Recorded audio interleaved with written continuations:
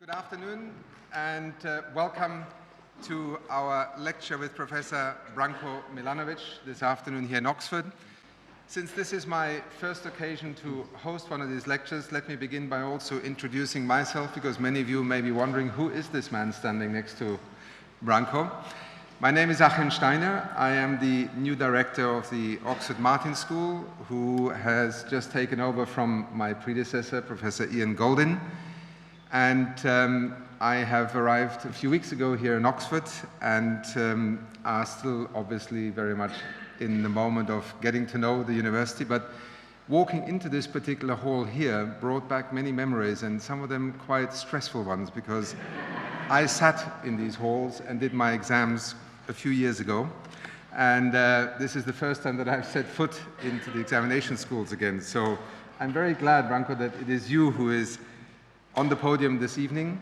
Let me just say that we are extremely honored and pleased to have you return to Oxford, but also to give us a lecture today on an issue that, as we just discussed on the way here, has been with us for the longest time, but just in the last few years has somehow taken on a whole new dimension and a far greater level of public attention. Inequality, global inequality, and particularly Professor Milanovic's new approach for the age of globalization, which is the focus of this evening's lecture, builds on a lifetime of his work, which he began with his PhD in the former Yugoslavia. He took through institutions such as the World Bank, and most recently in his capacity as a presidential professor at the Graduate Center of the City University of New York. Outside of this hall, you will also find a book. It is his latest effort in terms of trying to summarize his work, bring into the academic world, but also into the public policy arena, an understanding of global inequality. The title of the book, A New Approach for the Age of Globalization, published earlier this year, and as I said, just outside the hall, available for purchase. With these brief introductory remarks, Branko, let me again thank you for being here today. We are all extremely excited about what it is that you have been working on, and particularly also to reflect together on what it might mean for our work collectively, and indeed for what happens next in a world that is clearly challenged by the notions of equality and inequality. Over to you. Thank you. Thank you very much. Thank you.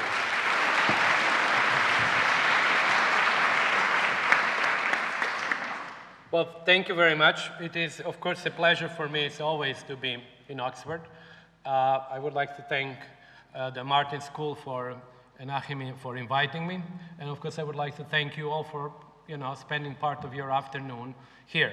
So I do hope not to make it sort of a waste of time. So I hope I will provide some sort of new evidence, some data, or even some entertainment. And I also hope, actually, I will definitely stay within our allotted time. So even if I don't run through all the slides, they are of course all on the internet. You can actually look and download them yourselves, and I would actually complete on time. So as you see, the title here is actually based on my book, and I had a little bit of a dilemma coming here. Should I give a talk which is actually a little bit broader, and which I often do, which relates to my book, but it's not specifically really focused on the book, or should I really talk about the book? Now, since I learned the book is for sale outside, I decided that I should really stick to the book. But of course, there is more stuff than what I would, of course, talk about today. Now, let me start with this slide, which I know that nobody can read, and this is actually the worst slide, so you can actually expect better slides to come. But that slide actually shows the structure of the book. The structure of the book is such, and I would follow that in my presentation, is that I start with last 25 years of globalization and look at changes in global income distribution. Now, just very briefly, global income distribution is essentially like income distribution within the UK of individuals with their individual individual incomes, but it is around the world. So that's the difference. Is actually we study inequality or the distribution around all, as if the world were one unit. Now you can ask me, like, how do we do that? And I will not go into great details, but basically we need two large bodies of data. One is we need to get as many household surveys from as many countries as possible, which is something which has become really possible only in the late 80s, or actually mid-1980s, because many countries did not have household surveys, and many that did not want to release the data. So essentially you have to have microdata from, let's suppose, 120 countries of the world, and then you have you line up these people, as it were, from the poorest percentile, and I'll show you that in a minute, to the richest.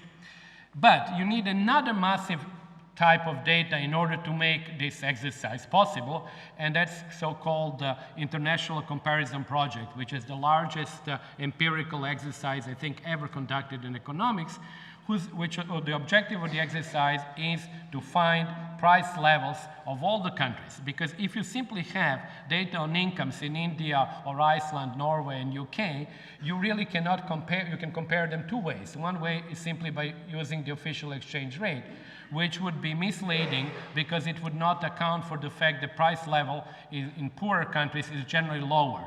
So you have actually to adjust for that. It's simple as, well, it's not simple, but it's the same idea which underlies when you want to adjust, for example, income of somebody who lives in London and who has to pay fairly huge amount for his or her apartment, and somebody who lives, for example, in the countryside, or in a less sort of expensive city. So you have to adjust for that, and obviously at a global level, the differences in price levels are very large. You know, differences between some African countries and Japan and Norway may be like 7-1.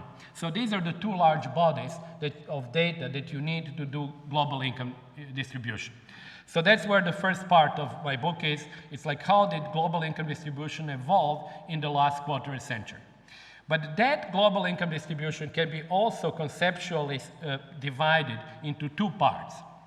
One part is the one that we relate very easily. It's inequalities within nations that basically you somehow have to add up, and using population weights and income weights, and what is called the within inequality. And that would be inequality within Brazil, within the US, within China, and so on, somehow added up.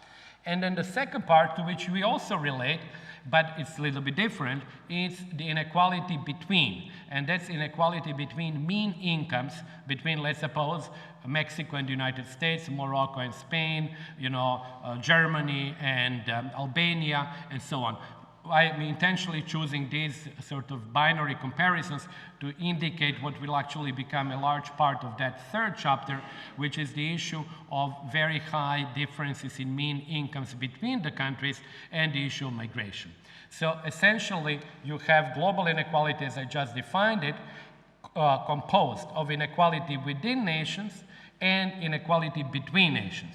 And just to sort of throw out one idea, which might not be at first very intuitive, but you can have inequality within each of the nations of the world going up, whereas global inequality goes down.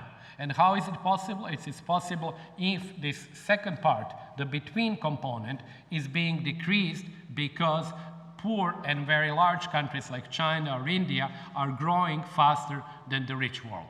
So essentially, we will have really a very complex interaction between within national inequalities and between national inequalities. And as you will see in a moment, actually, it will play quite a role in my book and my presentation, but also when we look at global inequality over the last 2 centuries, because my book does actually go pretty far in time and look at the decomposition between these two groups, these two parts of global inequality. And then the chapter 4 brings these two things together again and then looks at the evolution, possible evolution of global inequality in the future. So that's basically the structure of the book, and that's how I would actually follow, this is the line that I will follow in my presentation. So let's first start with the period from 1988, technically speaking, up to 2008 or 2011, with even small update up to 2013. And as you can see from the title, I think that we can basically define it as the rise of the global middle class and global plutocracy. So that's kind of a structure of that. Now, since I'm doing this presentation in England and UK, well, I'll show you, I want to show you the position of the UK income distribution in the world, but I also want to show you, because really very few people have an idea really how the global income distribution looks like. You might have some idea about how UK or US income distribution looks like, but you know, global is very difficult to have an intuitive idea because obviously the differences in income are large, the world is huge. So let me just go briefly over that. Essentially, you draw the line at $600 approximately, and this is so-called PPP dollars, which means these are the dollars adjusted for these differences in price levels, and you find 10% of people in the world below that line. That line is approximately, you know, like less than $2 per day, which is currently 1.9 actually is the official World Bank line of absolute poverty. So that's where we find about 10% of people essentially at the survival level or subsistence level. Then you draw the next line, which would be the global median, and as you can see, it's about $2,100. So that would be the line below which, you know, half of the world lives. And these are annual numbers, so obviously you can, you know, get it on a per capita basis, but it's particularly when you present that in a rich country, that number obviously looks very modest, very small. Then you look at the global mean, which is in a distribution like the distribution of income, always to the right of the median, because the distribution is skewed to the right, meaning that the tail, the right end tail is really very long, whereas the left end tail is not very long because you simply have a natural limit. Nobody can live obviously on negative incomes or zero incomes. So this is the global mean of what I can see here, 5,500 if I can read it well. And then you come to the next position, which will be the median income of the rich countries. The acronym stands for Western Europe, North America, and Oceania, obviously, including Australia and New Zealand. So that would give you an idea, is like this global per capita disposable income. That means obviously per individual, and disposable means after taxes, is, as you can see here, around 14,000. So that median income in the rich countries is higher than the income of 91% of the world. So that gives you a clear idea that when we talk about rich countries' incomes, they're going to be at towards the sort of right end of this distribution. Or to put it differently, this is where, for example, the lowest UK decile would be. So it is, I think, at 73rd or 74th percentile of the world. This will be important because in a minute I would actually show you and I would argue that it was that position here where the median of the rich countries' distributions is that experienced very slow growth over the last 25 or 30 years. So in other words, these are people who from the global perspective are relatively well off. But within their nations, they're around the middle of the distribution, or some of them actually below the middle of the distribution, and they have not really seen much of real growth. So this would be, I think, an important message of what happened during 25 years of globalization. Now, I will skip this one because it's basically the same story, but I just wanted to show you where the UK distribution is in the global context. The interesting part maybe here is that actually when you look at the top of the UK income distribution, you have people in the top 4 percentiles in the UK who are part of the global top 1%. In other words, a more dramatic example is even the US, where you have 12% of the richest Americans who are part of the global top 1%. In the case of UK, you have about 4 or 5%, it depends on what year I'm taking, and that's generally the case for most West European countries. You have that many people who are in the global top 1%. But what is also interesting, if you look at the 10th percentile of the UK income distribution, it is, as I said before, at the 74th percentile in the world.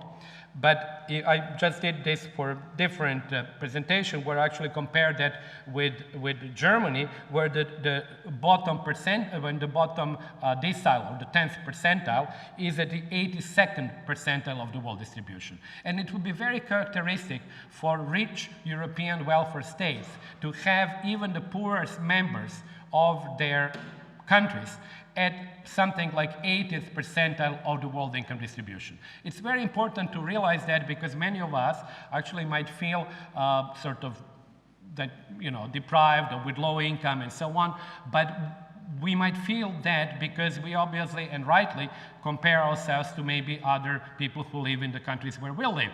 But we have also to realize that our global position is very different from what is our position in the countries where we live. So now let me show this change in global income distribution over the last, in this case, from 1988 to 2008, but I may not have the time to show you that, but the graph for 2011 is very similar to what the graph for 2008 is. Now, what does this graph show is actually, if you look at the horizontal axis, you have people ranked from the poorest to the richest percentiles. So you have people who are at obviously number 1 would be the poorest percentile in the world, number 10 would be the richest percentile in the world. On the vertical axis, you have the increase in real income measured as I explained before. So it's adjusted for the price level and for the price changes and everything else. So it's really like real to the extent that, you know, we can measure real over that 20-year period. And one thing that you, of course, immediately notice is you notice the bulge, or you notice that actually there was a significant increase towards the middle of the global income distribution. In other words, you had almost doubling of real incomes there. And not surprisingly, you know, these are, of course, people still, as you have seen from the distribution of the world, these are people who are still, by Western standards, relatively poor. These are actually people who are below the poverty line that applies in most rich countries. And I put them kind of under quotes just to give you an idea who are the people who will be there. I wrote China's middle class, but it, of course, is a simplification, because although China plays a major role there, these are people from rural China, urban China, because China comes as their 2 different surveys, rural and urban, but also from other Asian countries, but dominantly from Asian countries, and that's the key point. And when you break it, 90% of people there are actually from what Angus Madison called the resurgent Asia. So that's where really the large gains, and this is not a small group, because this group includes something like almost 2 billion, or between 1.5 and 2 billion people. So that's where the large gains have been realized. Now, you then look at the second point, which is also striking, and where very little of real gain was made. And this is precisely the point that I mentioned before, which is around the 80th percentile of the global income distribution, which means it's relatively high up in the global income distribution. But when you break it or unpack it there, you find that 90% of the people there are from the OECD countries, from the lower parts of their income distributions. If you just take out all the transition countries that have become members of OECD, you still end up with about 70% of the people from the old OECD countries, or old rich OECD countries. And I always want to mention 3 countries stand out because of their size and also because of relatively slow growth of their lower part of the distribution. And these are the United States that we all know. There was lots of discussion of that. It was not 0 growth, but it was about 1% growth over that period, annually per capita. Japan, also quite well known because we talked about 1 or 2 decades of lost growth in Japan, but also Germany, which is of course viewed very much, particularly in Europe, as a big success case, but which actually also did not have, had less than 1% average growth on the bottom of its income, in the lower half of its income distribution. So these are this is the group of the country deciles. So it's not only countries, it is really people from those countries who are in the lower parts of their countries' distributions, which have not seen very much growth. And then, of course, at the top, you have, again, very high growth rates for the people in the top 5%, in particular for the people in the global top 1%. So this gave this graph, and this graph comes in different versions. I will not show you all of them because it would take another hour, I believe. But this graph was called the elephant curve, and it was called the elephant curve because it's particular, distinct shape where you have really kind of very high growth in the middle.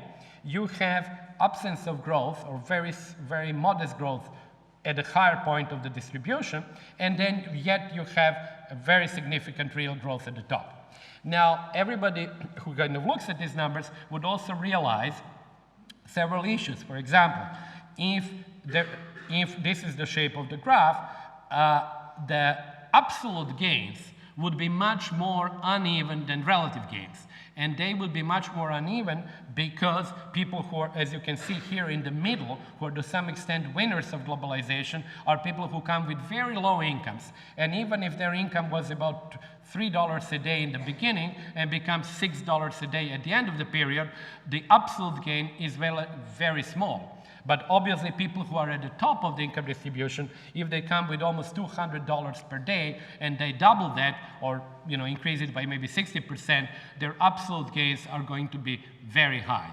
So when you then look at a division, and I will not talk about that because I have other things to talk about, but when you look at the division of the newly acquired pie, so if you actually imagine the world income to be one kind of pie in 1988, and then there is a bigger pie in 2011 or 2008, and then you just focus on that incremental pie, you would find out that the bulk of that pie went into the hands of the fairly rich people. Actually, the top 5% got more than a half of, actually I think it was more like 60% of the overall gains. So it depends which way we want to look at the data. If we want to look at relative gains, we have really significant relative gains in the middle and the top. If we want really to look at the distribution of the absolute gains, we have really a big domination of the top. Final point on this, and I will then skip, is that actually, the political, let me just say a few words about the political implications, which are to some extent obvious, so I would really go very quickly over that. The political implications are many. The first one is, which got quite a lot of attention, is whether there is a relationship, where there is a systemic relationship between the growth in the middle and the absence of growth among the middle classes in the rich world. In other words, you can ask that question, is the growth of China and India and the rest of Asia taking place on the backs of the middle class in the West, essentially? That's putting it very brutally, but that's basically one possible political question that one ask. The second one is, of course, the lack of correspondence in income growth within nations between that point where the domestic or national middle classes have not seen much growth and the national top 1% has seen quite a lot of growth. So that's that contrast between the low growth in the 80th percentile and very high growth at the global top 1%. And then you can also imagine that there is some kind of a tacit interest which is being shared between the global top 1% and many of these sort of globally relatively poor people in the middle, because they are both benefiting from globalization. So, you can imagine that, of course, in that sense, the very rich people from very rich countries are very open to the growth of the middle of the income distribution, be it in China or Indonesia or Thailand and so on, because they're really not competing with them in terms of jobs or wages. So there are many, interpretations that one can look at, make from from that slide. But I just want to say that, of course, another thing which one has to keep in mind is that when I showed you this slide, you have, of course, movement of the underlying country deciles there.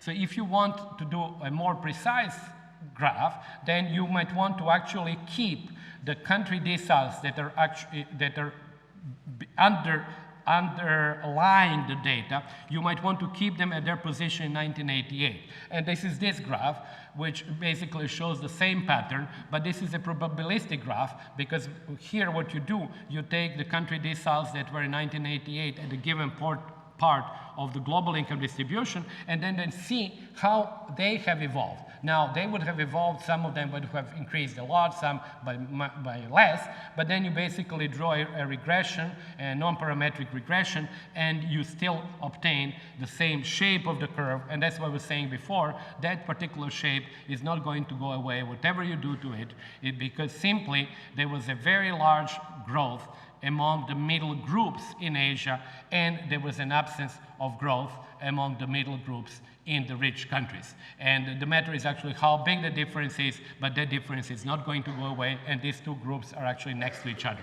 So that was, I think, one of the signal features of globalization. So I will actually finish with this part, which has other numbers, but I don't want to overdo the chapter 1. Actually, after all, you should really read, buy the book and read the chapter 1. And I wanted simply to show like the change in this global income distribution between 1988 and 2011. What you see now is that the global income distribution is now much thicker in the middle. So in the past, as Danny Qua actually in the past used to write, the world looked like a twin-peaked world. There was a very large group of people, like really talking about a couple of billion, with low incomes, who are still there. And there was a smaller part very far away from that group that was essentially people from the rich countries. And there was not really very much in the middle. You know, it's still striking when you look at GDP per capita distribution, how empty the middle of the world is. This is actually with everybody coming with their own income. So the rich Chinese don't have, or the rich Indians don't have in this distribution, the mean income of their country. They enter technically with their actual incomes. But the world is now becoming thicker around the middle. And this is what you see in this graph. It is not as thick, nearly as thick as normal, as the usual income distributions of the countries are. But for the first time, I think, in history, or at least in the last 2 centuries, we do see the emergence of something of a distribution that does look like national income distributions. And why? Because there is this middle. And this is, I think, actually something that is quite new, which happened in the last 25 years. Now, I would have to really speed up things, because I have lots of slides.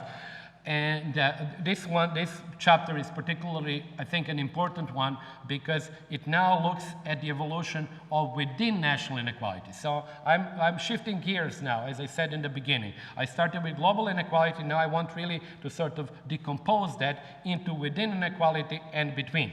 Now, the within inequality, I would actually argue that inequality within nations moves in what I call the Kuznets waves. Now, for many of you who are actually studied economics or development and so on, you remember Kuznets' curve.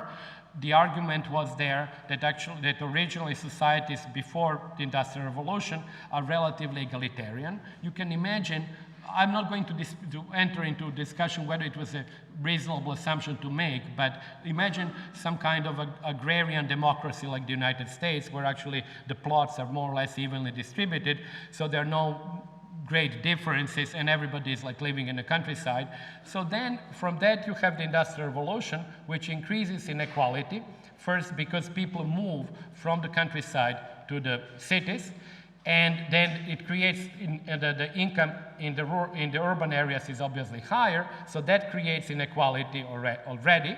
And then in the cities you have much greater distribution of different occupations, and that adds to overall inequality. So overall inequality increases basically for structural reasons. First, because you create inequality between cities and countryside, and secondly, because inequality in the urban areas, and that's actually generally the case, is greater than in the rural areas.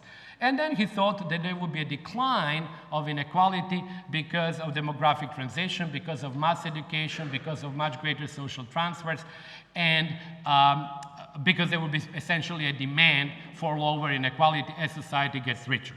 The problem with that idea was that last 30 years in the real life of the rich societies have shown the opposite. Actually, we have had an upsurge of inequality. And obviously this is not something new, but basically when you look at all the rich countries, practically they had really a beginning of this upsurge around 1980. So it was not an accidental feature. So something really happened there, and it's not a feature of one country. So something really happened there that needs to be explained.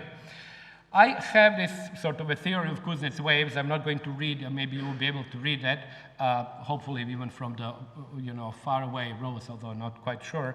But the story of Kuznets waves argues that actually inequality goes in cycles. It goes up and goes down. That also applies to pre-modern societies as it applies to modern societies. The difference, when I say pre-modern, I mean pre-industrial revolution. The difference that is in pre-modern societies, these waves, as we know from the work of economic historians, are driven by non-economic factors. And the two of them are crucial, epidemics and wars. In the modern era, they are driven by economic factors, and in my sort of way of looking at that, or the way that I put this thing together, I see essentially technological change, in the first case the Industrial Revolution, and more recently the IT revolution, as being the triggers for the increase of inequality. But these triggers take place under conditions of globalization, where that particular trigger is amplified by the forces of globalization. In other words, to make it relatively simple, if you have a technological change in Silicon Valley, that technological change needs to find its place in like everybody's pocket and everybody's iPhone. And in order to do that and to become sufficiently accessible, it has to actually have access to relatively cheap labor, which is possible only under conditions of globalization. So I think that technological change and globalization are these two forces that both in the first, what I call the first modern era Kuznets wave, which was after during the Industrial Revolution and afterwards, and now has led to the increase in inequality. I will not have the time to speculate to what might bring the decline of that inequality, because if I argue that there are waves, obviously I can very well explain the downward portion of the first wave. But it requires much more of a speculative thinking when we want to address what might bring the second wave on its decline. So let me show you how these cycles look. I would very briefly show it, for example, in the case of Spain, how the cycles look over like 5.5 centuries in the pre-industrial era. So as you can see, there are cycles, and oftentimes they're driven by wars, not only because there is also increased trade or commerce, which actually would drive the cycle up. But what is actually important is that cycle first that you see here, which is across time, and inequality is on the vertical axis. So the more you go up, the higher the inequality. When you plot that against income, there is nothing. And why there is nothing is because income was stagnant throughout this time. Actually, it went up by 5%, it went down by 2 or 3%. Basically, you get no relationship whatsoever. So that, I think, would be a typical pattern of the Kuznets waves before the Industrial Revolution. Now, what happened then is, let me just show you like two best examples, simply because I think we have better data for the United States and the UK, although I have a total number, I think, of 11 countries there. This will be like the pattern in the UK. You see, actually, the increase in inequality with a peak which probably was in the latter part of the 19th century, and then we have this long decline which lasted more than 50 years, maybe even 70 years of declining inequality. It may not be declining every year because I sort of only have data for points in time which are really separated, sometimes like 20 years between them and sometimes even longer. But there was certainly what was called the Great Leveling. And then as you notice, actually 1978 was the country with the lowest inequality, and then you notice this upsurge. And then what you also notice in the case of the UK, I think I think one can actually see these two waves. So this is the second wave of the modern era through which we're living now. But you see that also the current level is significantly below the peak that was apparently And that peak probably is underestimate of real inequality in the UK in 1867. So I would say if you want to compare that inequality with today's inequality, UK inequality then was at the level of Brazil. So then you have very similar relationship with the United States, except that there, the current level is sort of closer to the US peak in the past.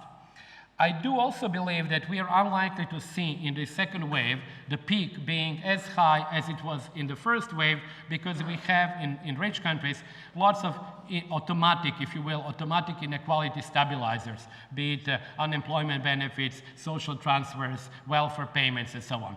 But we will still have a peak, and that of course leads us to the question, what would be the forces that would actually bring us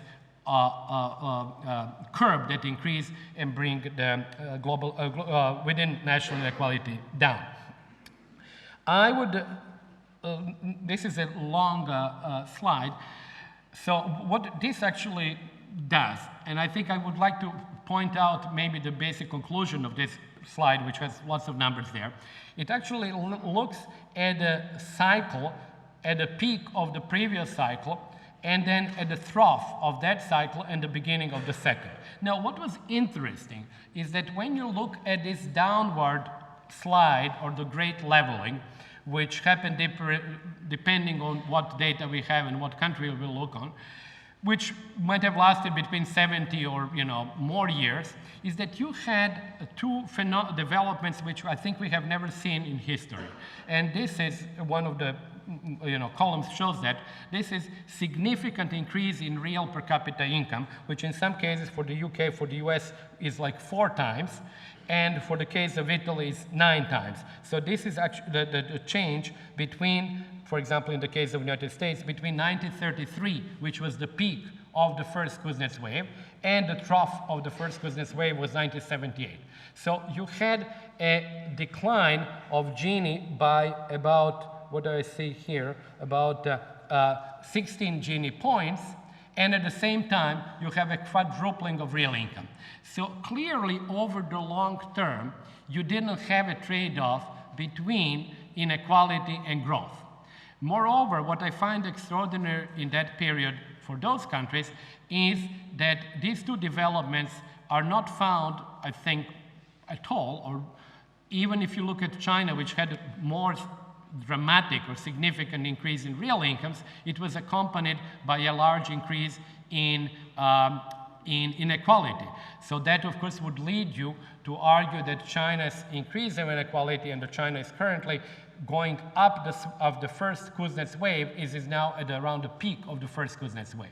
But this period of the downswing of the Kuznets wave in the rich countries, in the period from like the end of the World War I or of the Great Depression up to 1980s, was a very unique period, I think, in economic history. And we really, when we look at these long-term numbers, we actually, I think, only then realize how unique it was. Because you don't have generally like quadrupling of real income accompanied by 15 Gini points, which is about 1/3 of your inequality being reduced. Now, what are the things which actually which drive the Kuznets cycles down? I divide them, and I think it's important to divide them in what is called, what I call malign and benign forces. The benign forces are the forces of mass education, social transfers, ideology, be it, for example, socialism, trade unions, and so on. All the forces that we know have actually brought inequality, within national inequality, down. You have also to include technological change, if that technological change is pro-poor or pro-low-skilled labor. But we should not forget the malign forces. As I mentioned before, the malign forces of epidemics and war were the forces operating in the pre-modern times. But war was a significant force in the modern times, and obviously the World War I was the trigger which led to the beginning, in some cases, in many cases, to the beginning of inequality within nations and to this long slide. And it did it through, actually Piketty does a very good job in showing that in his book, he did it through destruction of physical assets and through increased taxation on the rich in order to pay for the war. And then it led to the other things which we know, which was mass education, socialist movements, trade unions, and so on.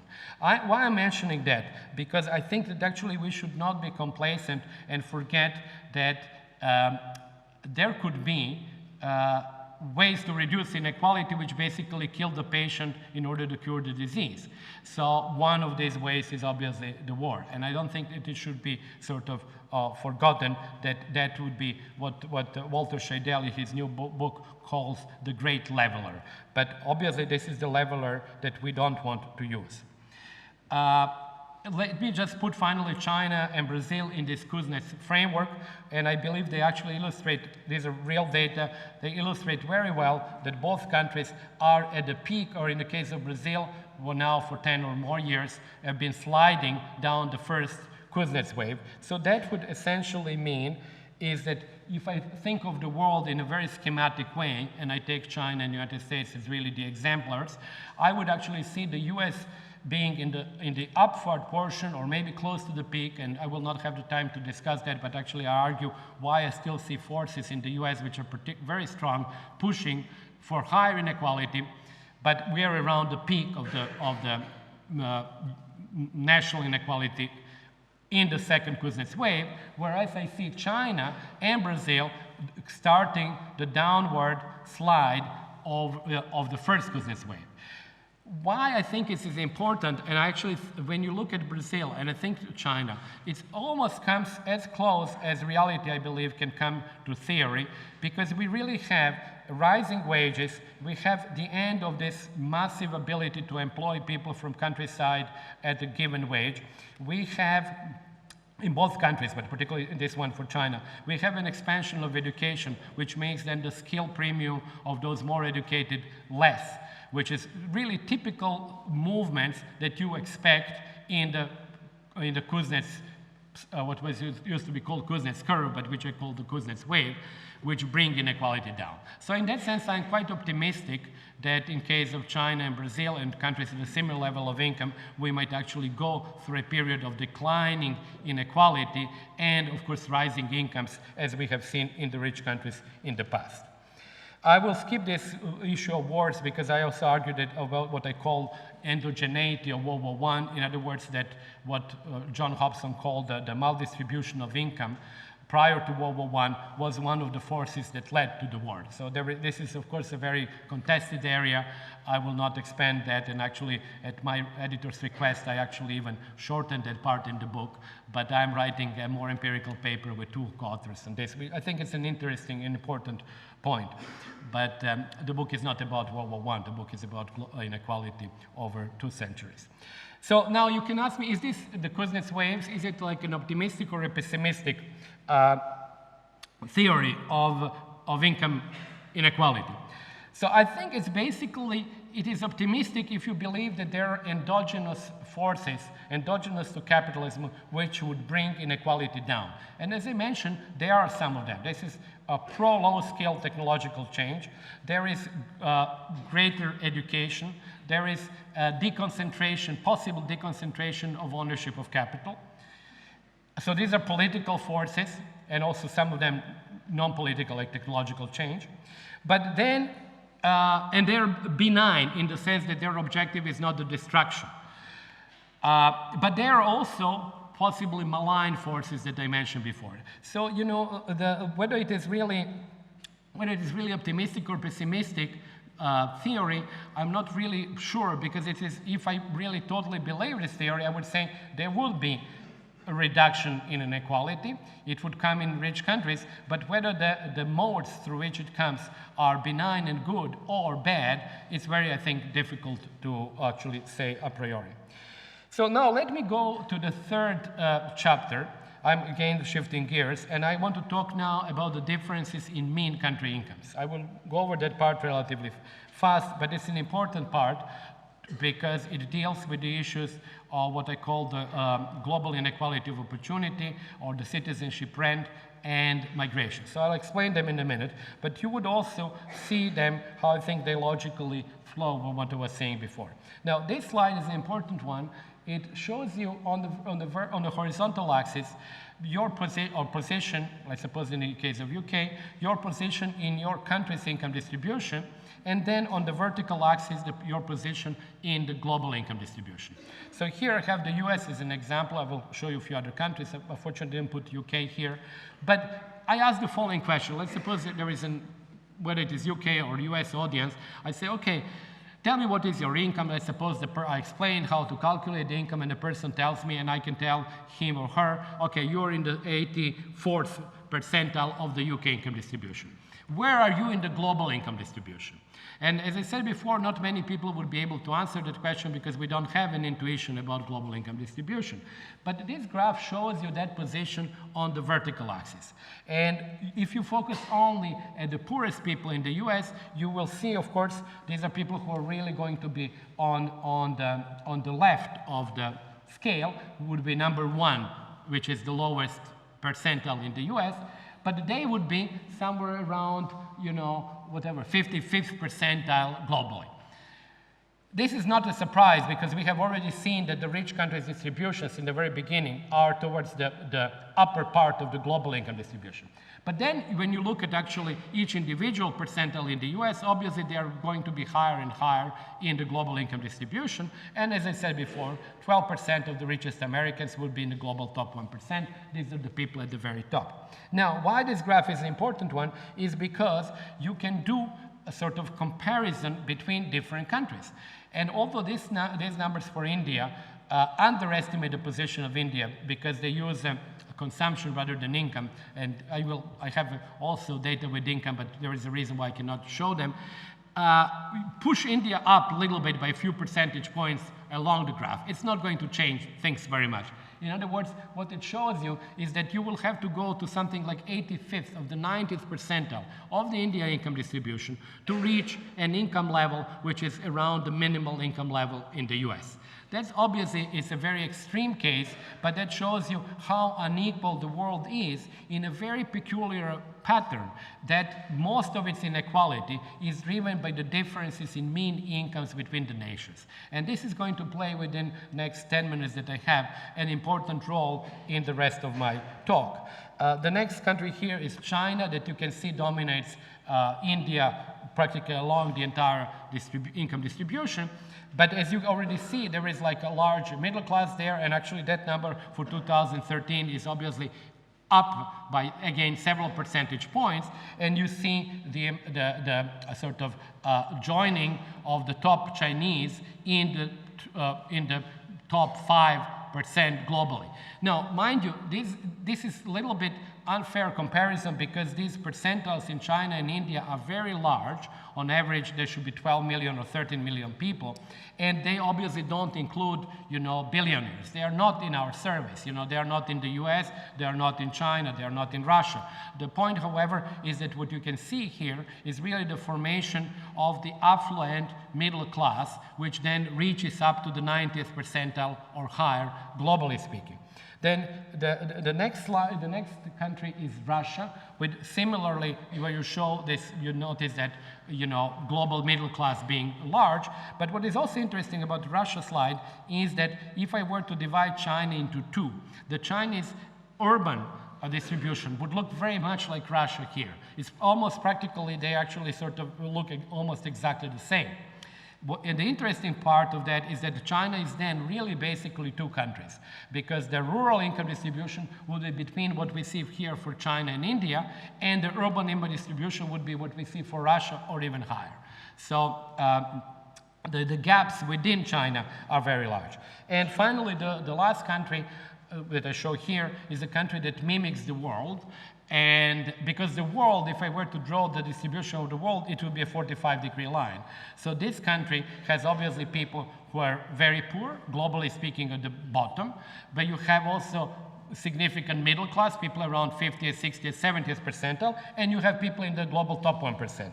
Obviously, you know, very unequal countries can sort of have a position like this one, and South Africa and Brazil are obvious candidates that essentially mimic the world. Now, why is this story about between inequality also important?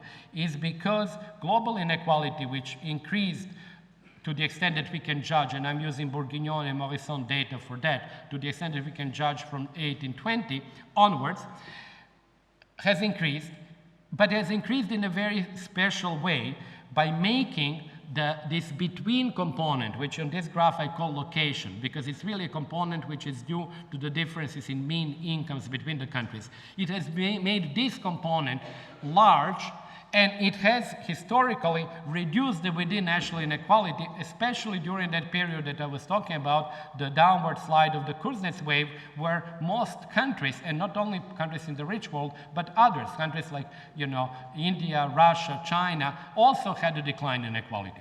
So the world has now become more unequal, or is now more unequal than it was 200 years ago. But it's also more unequal in a very specific way, where most of inequality is due to the location component.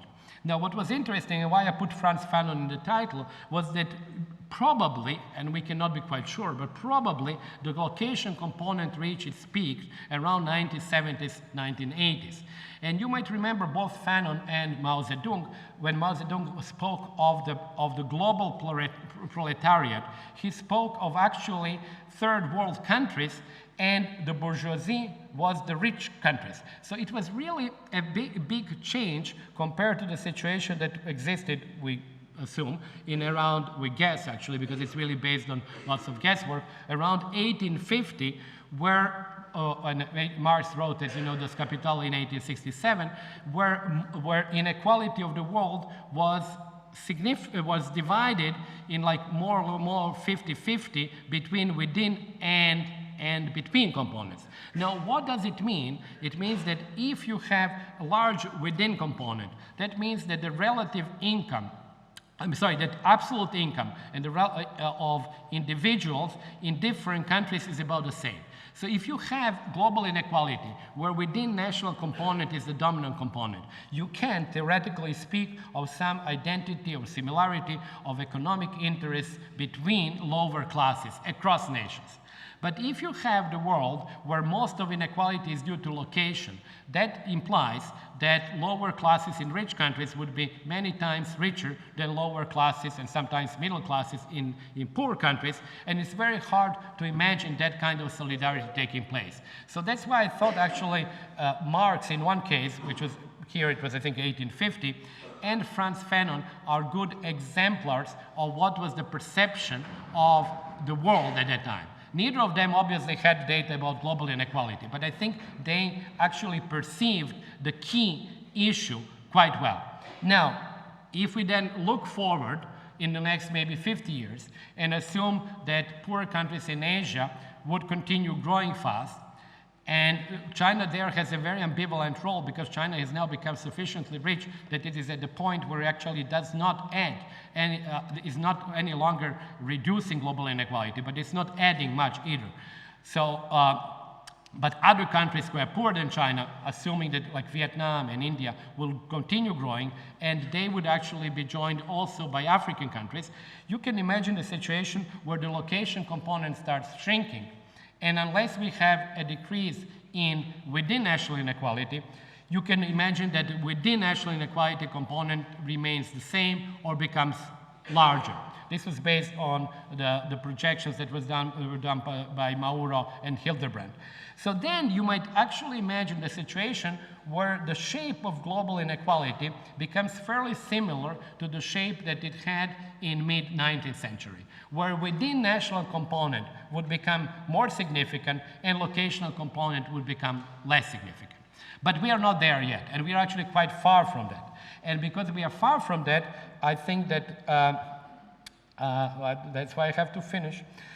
Because we are far from that, we do have a problem which is inherent to the situation where you have globalization, which in principle allows for free movement of all the factors of production, ideas, technology, and so on, and which takes place in the conditions of large gaps in mean incomes between the countries. And that's where we get to migration. So what I always would like to actually argue, and why I got attracted to migration even before I actually did this book several years ago, was because I really don't think that we should think of migration outside of the context that in my opinion, is the context of globalization defined as I just defined it, plus globalization taking place in conditions of large country differences in country mean incomes. So that means that you're able, by moving from a poor country to a rich country, to obviously increase your income by several times. This would not be the case if you had globalization where differences in mean country incomes would be small, because then you would basically have EU 15. You might have movement of labor, but this is maybe for different preferences. Maybe some people like warm weather, others like cold weather, but there would not be systematic sort of movements which are driven by desire to improve your income position. Or if you didn't have globalization at all, if we go back to the situation of basically closed border or difficulties of transiting borders, then you can have a coexistence of the world with, large income gaps and without migration. But I think you cannot have globalization, large differences in country incomes, and absence of migration flows. So that's where I think actually I come with migration. I do have sort of an approach which I believe seems to me more sensible than the non-approach that is currently being applied by the European Union, because I believe that problem, if you see it within that context, is only likely to become graver and graver in Europe, because you would have these large gaps either remaining or becoming larger, while population growth rate in Africa is significantly higher than in Europe, so that you would actually have a natural sort of demand for flow, basically natural desire to move to the places with higher levels of income. And that is not going to abate, in my opinion. I hate to sound really sort of very pessimistic, but it is not going to abate for another century, because the gaps are so large, and people don't realize, for example, that the gap between the northern and the southern shore of Mediterranean has never been as large as it is now in history, not in absolute terms, but in relative terms as well. So this is where the migration argument comes in. And I would finish with the last, well, obviously I have to finish with the last slide, if I can move this, but it seems that actually somebody has decided that this would be my last slide. It doesn't move. I want to finish with one sort of methodological note, so that's really the last one. When I was actually writing this, and when I sort of started reflecting more, and I regret not to have included that in the book, I think that when we think about inequality, we should not believe that when economists think about inequality, we should not believe that we will actually first be able to explain the process by use of simple relationships, of simple formula, that the process is so complex that it is not amenable to sort of our seeing the drivers of inequality in a relatively simplified manner, where we would have one or two simple tools to explain it. So in other words, it is not only race between technology and education. It is not only R greater than G. It is really a number, or it is not only Kuznets, original Kuznets cycle. It is number of forces that make this the complex outcome of inequality the result that it is. So then I thought, so what would be our sort of methodologically the closest science, or that to which I think economists working on equality should kind of model themselves. And it's not like Marshall said for the economics that it should be biology. And it's not like what economists have always aspired to be physics or physics envy. I think actually the closest that we can come is really history.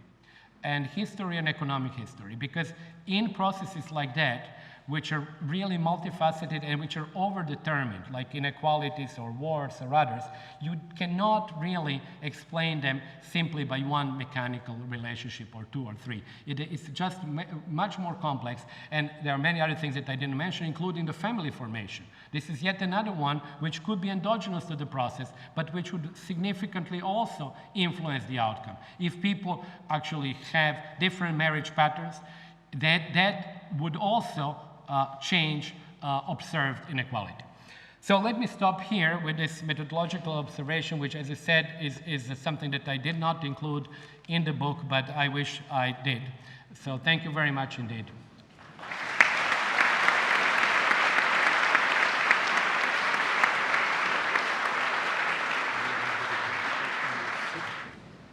So thank you very much, Professor Milanovic. And ladies and gentlemen, what you just heard is the synthesis of a life's work, but also, and we spoke about this as we walked to the examination schools, an extraordinary breakthrough, one could almost call it, in terms of access to data, and from that also a scholarly and exponentially growing body of work that you have drawn on. Perhaps at some point before we finish today, you could point a little bit also, given the audience here, what this might imply for a university full of researchers, but also in terms of trying to understand history and what it tells us through data. Let me open the floor to questions to Professor Milanovic, and I'll start on the right here. We have some microphones. If you could just wait for the microphones, since this is being recorded. Yes, one on the right here. Hello, great talk. I have some interests in the political consequences of inequality. So in the field of political science, there has been a lot of interest in the role of the middle class as the key agent for things like democratization, regime change, and even things like political protests. So what do you think of the potential impact of inequality on political things such as democratization and political protests? Well, it's a very good question. I actually looked at that a little bit. I cannot give a kind of a general answer. I think what inequality does, I think it changes sort of, as I think it did actually during the Great Recession, changes our perception of things. I don't believe that we can immediately translate inequality into political movements, whether it is democratization or, for example, I did a little bit of work on Egypt. And what was actually striking in the case of Egypt, I found, is that measured inequality, and you can quibble whether it was really well measured, but measured inequality really did not change over the last 20 years. Now, it could be that the perception of inequity did change. So that what I think actually happens is that once inequality becomes a topic, and once people start actually thinking about their own position in the ladder, and they actually sort of look at the others, then you actually start questioning the incomes of the others, or you cannot question whether your position is appropriate or whatever, and then you move to the problem of equity or justice.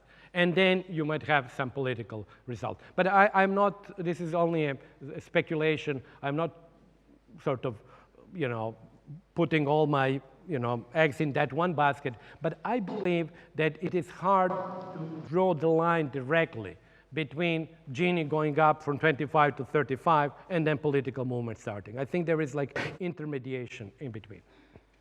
This is Chiara from Oxfam, and I wanted to ask you whether you can comment on the latest World Bank report, the one that came out 2 weeks ago, the Shared Prosperity Report, that found that inequality, within country inequalities declined in a majority of countries between 2008 and 2013. And then the Financial Times came up with this brilliant headline saying, ooh, inequality actually declined after the financial crisis. Thank you. Okay, let me just make 2 points on that. I think actually I didn't participate, but I was a reader of the report, and I'm basically using more or less the same data, so obviously I believe in the results. I would not be standing here if I didn't believe in these results. Now, the interpretation of these results is questionable. And I would not agree with the factually it is, I think, true that in 2/3 of the countries inequality declined. Obviously not much, but the decline during the last period. One problem that I had and I must be, although I was I worked a lot with Oxfam and I'm very sympathetic, but one problem that I had, and actually pointed this out to some people, of giving permanently higher and higher numbers. For example, a number of people who originally were 300 richest equal to the wealth of half of the world, or actually everybody else. The problem with that is that it eventually has to turn the other way. It simply cannot be sustained. You cannot end up with one person having the entire wealth of the world.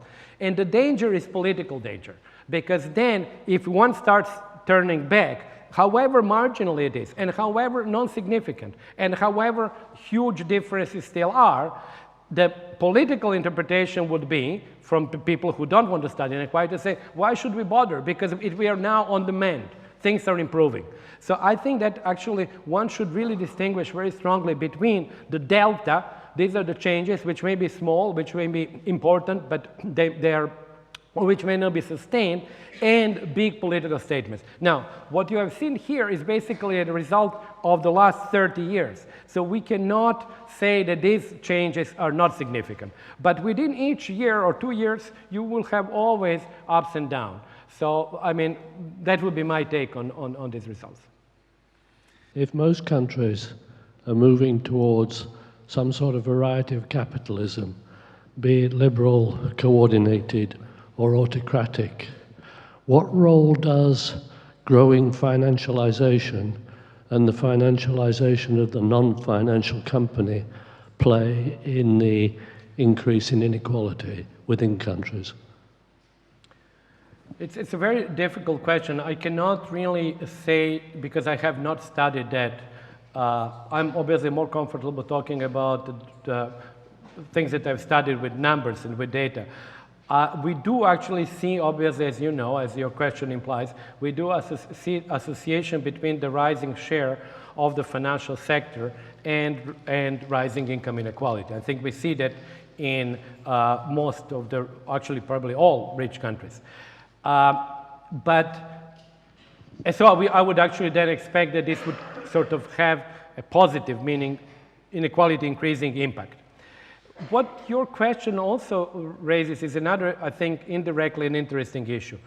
If the countries become more similar in their terms of economic policy, in terms of economic policies and exposure to globalization, and we already see some signs of that, you might have a convergence of income distributions. In other words, although the skill sort of distributions are still obviously very different between different countries, we did observe over the last 30 years convergence in the sense, mild convergence in the sense that very unequal countries like Brazil, as I mentioned before, have become less unequal now, whereas countries, not only the former socialist countries, but also countries like Sweden and Norway, have become less unequal. So we do actually see something that is still we are in the search of an explanation, fundamental explanation for that, but it's a little bit like we have a story why we might see the convergence of mean incomes, which is really the convergence of the first moment of the distribution, but the inequality convergence is the convergence in the second moment of the distribution. So I think it's an interesting pattern which may be related, I think, as you mentioned, may be related both to capitalism being the only game in town nowadays and to the fact that globalization is really sort of covering the entire world, as it were now. I have a brief comment and a question. So the comment is on your methodological note. On what? On your methodological note at the end, where you refer to history as perhaps a good model for economics of inequality. And I was thinking that something like ecology, or more broadly system science, also provides a useful perspective. And my question was just on whether you could comment on the uncertainty or the robustness of your results, given the kind of conceptual and practical difficulties of purchasing power parity, especially over a long time series. Yeah. Thank you. Yeah, there, of course, as I said before, you know, there are really two massive data sets that underlie all of this stuff.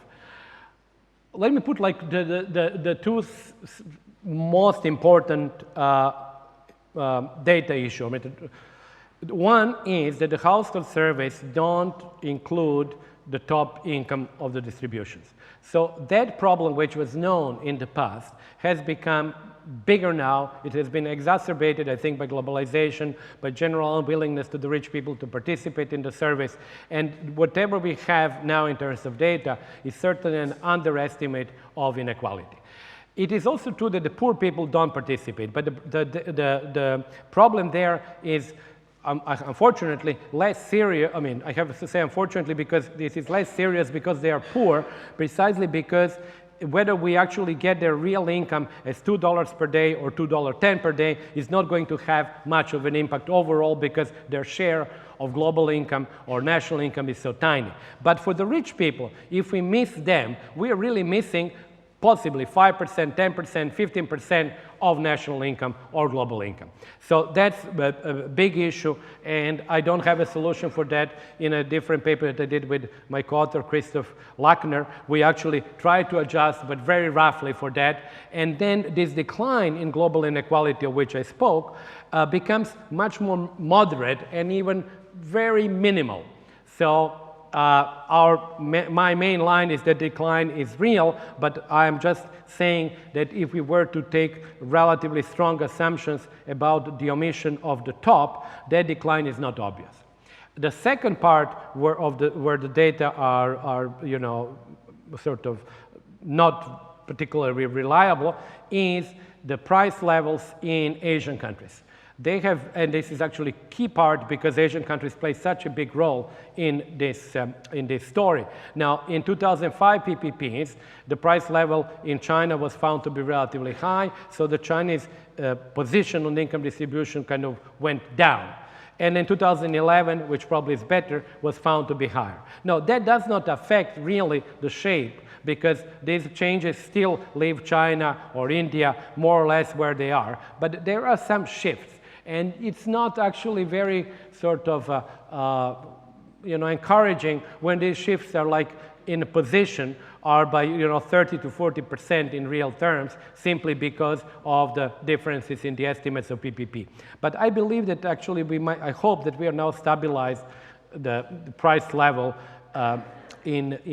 stabilized. I said that our next results in 2017 would come very close to 2011. But it is still a problem, and it's a problem in Asian countries in particular. Thank you. Gentleman over here. Thank you very much for that. I'm Danny Dorling, I'm a geographer. You hinted in your talk that you thought inequalities were likely to rise a little bit further in the United States. Right, yeah. And this is a similar question to some of the others, so you can see the interest. It's not just the data in the Financial Times. We know that the average wealth of billionaires has dropped from 5.4 to 5.1 trillion in the last year. CEO wages have gone down by $1 million, average workers up by $900 a year, and the poverty level has fallen for the first time in decades in the US. Why are you pessimistic about the immediate future of the US when we're getting 4 or 5 different indicators suggesting the US may be on the turn, sadly not the UK? No, it's a fair point. You know, I'll give you 2 or 3 reasons why I'm pessimistic, but it could be that, and of course in the UK it's even maybe it is earlier than the US actually, that we might have a turnaround. So we may be actually past the peak. And you know, it's quite possible. For the US, basically, it all hangs on 1 year, most recent numbers, which are of course quite dramatic, particularly the increase in the mean income or the median income of 5.2% or 5.3%. The forces that I still see in the book and I still see today are the rising share, let me just put them very briefly, rising share of capital income, the fact that capital income is very strongly correlated with overall income. So in other words, the rising share of capital income would not be a problem if each of us had the same share in total capital stock. But because capital stock is so heavily concentrated, and it's concentrated in a very peculiar manner that people who have most of it are rich. Because that also is kind of weird when you think you know, that's what we are used to throughout human history. But it's not, you can have unemployment benefits which are very concentrated, but they are concentrated among people who are poor. Here we have a return to a factor of production that's concentrated among people who are rich. And then I think also the conflation, or actually now the very fact that you have people who are both capital rich and labor rich. And that makes, I think, addressing the problem of inequality more difficult. So these are the reasons that I listed, that I actually discuss in the book, that make me sort of somewhat pessimistic about the ability to address it in the short term. And I would like to mention, for example, one result which is very interesting is that if you look at the share of people who are in the top 10% by labor income and who are in the top 10% or 1% by capital income, that share has steadily gone up. So in other words, you have more and more people who are both, as I was saying before, both among the richest in terms of their wage earnings and in terms of how much they get from capital. And this is something, last point here, that I would like to call like the new capitalism, because the traditional or classical capitalism would be that really capital-rich people don't work. They basically have no labor income or very little. And laborers actually have very little of capital income. But that is changing, and I think that makes addressing inequality harder. Ben Chaim, I'm a visiting fellow at the Martin School. Thank you very much for a very cogent and clear presentation of your previous book. I would like to ask about your next book that you hinted at. After all, Solomon said that the writing of books has no end. So this addresses the methodological point. You mentioned that, or suggested that physics is not a good methodological paradigm, that history is preferable. So are you suggesting that there are no universal laws or patterns of the subject? Or perhaps there are patterns, but they're patterns of uncertainties, like Knightian uncertainty or Popper indeterminism. So tell us about your next book, please. I will be very brief, because I really don't know what the next book is going to be. But I agree. I have this somewhere here, but I couldn't come to that slide. I think that the closest that I can come is a plausible narrative which is based on empirical evidence, or which is at least not contradicted by empirical evidence. So it seems to me to be the best, that when we come to such a complex issue like inequality of income, that we can strive for. And I think it was a mistake to have believed that there is a silver bullet. So I actually, just in one sentence, what I hope my next book would be basically that story applied and combined, as gentleman left, combined with sort of different variants of modern capitalism, the liberal one, the authoritarian one, the corporatist, and the changes in inequality there. So that would be, I think, hopefully my next book. Now, the problem is that my knowledge and both the availability of the data is much greater for the rich countries. It is now improving elsewhere, but it's not nearly as good as it is in the rich countries like UK or US and so on. We still have huge problems with Chinese data. You know, we don't get microdata from China. So I think that makes it more difficult to actually base your narrative on empirical basis, because I think it cannot be only a narrative. It has to be a narrative that is based on a relatively firm empirical basis. Thank you very much for that question. I hope I stay true to what I just said now. Branko, can I just add one last question? Because whether you are somebody in the humanities studying economic history, whether you are at the side business school doing an MBA, or you're in computer science or in engineering thinking about technology, I was struck in listening to you that on the one hand you speak with the Kuznets waves and the patterns that you have detected to a sort of certain inevitability, and at the same time you pointed to the benign and the malign drivers of change. And particularly you said, you know, technology is taking over from where wars and epidemics were going to drive some of these waves. Just think for a moment, walking out of this hall this evening, what would be the essence of where you would point somebody to think deeper, and what what kind of question do they need to ask based on this almost unprecedented amount of data analysis that you have brought to us in the lecture this evening? You know, there is actually, going back also to the last question, there is, of course, there are patterns. And I think what we can hope to do is to bring out these patterns and to argue that these past patterns are based on relatively firm foundation. Projecting to the for the future, I think, other than giving plausible stories about the factors that can influence, I think it's very, it seems to me very difficult. We can say that, for example, what I think we can say and what we can study is that rising skill premium should in principle lead to innovations that would save such expensive labor. And then you can say, well, indeed, we already have some evidence of that. Like, for example, you have medical practice that is being shifted to poorer countries. You have diagnoses that are being done there. So doctors in rich countries would be actually being competed out by cheaper labor elsewhere. Then you might have the same situation with professors or the others. So I think in that sense, it is very important to actually be able to make such predictions.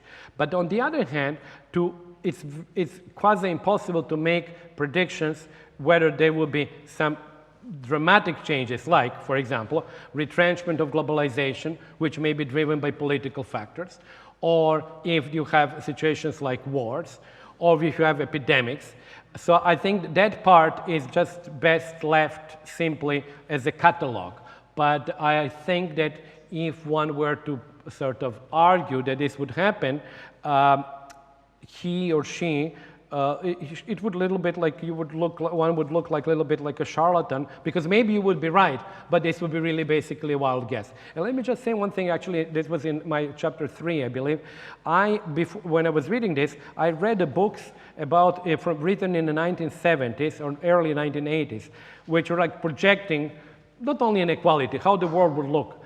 And I can tell you, I reread, because some of them I read in the past. I read about 6, I think, of them. They're remarkably wrong. And they're remarkably wrong, I'll tell you, in 3 big developments which no one projected. It was really the attack on the welfare state. It's like non-existent. Then a belief was, of course, when it comes to socialism, belief was that actually large companies would become more and more important, that both communism and capitalism would converge because of technological determinism. It never happened like that. So nobody really projected that the reverse would happen actually at the end of communism. And nobody, of course, China is non-existent. So I just urge you, just go and read his books. All these things are missing.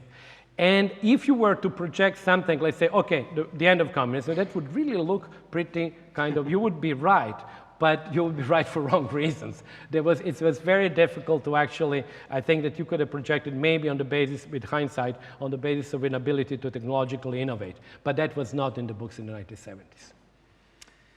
Marco, thank you very much. I think you just made a comment, something would be akin to being a charlatan, and maybe sometimes the challenge of those who have to make decisions about welfare state technology becomes politics and explains perhaps the degree of charlatanism that is involved in that. So here you are, you have presented to us this evening an immense body of work, one that will continue to define many debates and many decisions that others have to take. It also speaks to the spirit of the Oxford Martin School, which is keenly interested in understanding how history can teach us what options we have for the future, and also how the determinants of what the future might be could be shaped by decisions and choices we make. So in that sense, a wonderful topic and a wonderful lecture by you. Thank you very much once again on behalf of all. Thank you very much. Thank you. Thank you very much.